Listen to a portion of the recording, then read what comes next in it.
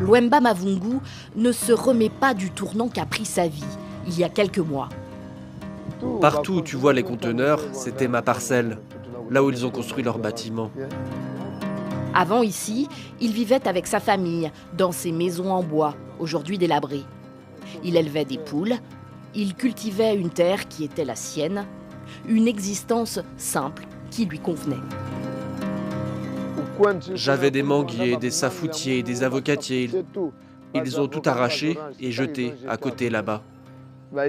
Et mes palmiers aussi étaient là-bas. Ils ont enlevé pour mettre leur truc là, c'est ça.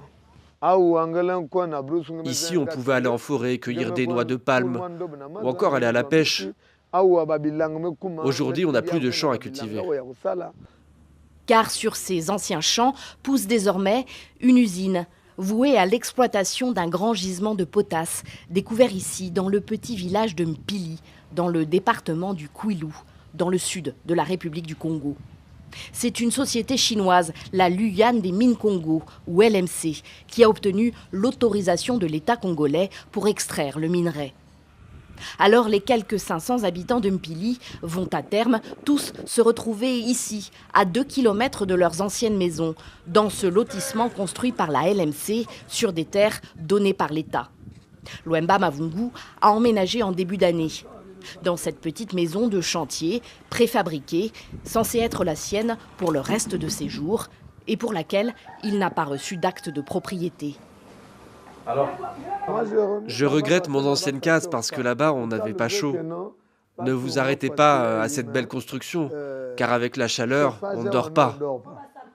Et pour l'instant, impossible de brancher un ventilateur. La maison n'est toujours pas raccordée à l'électricité.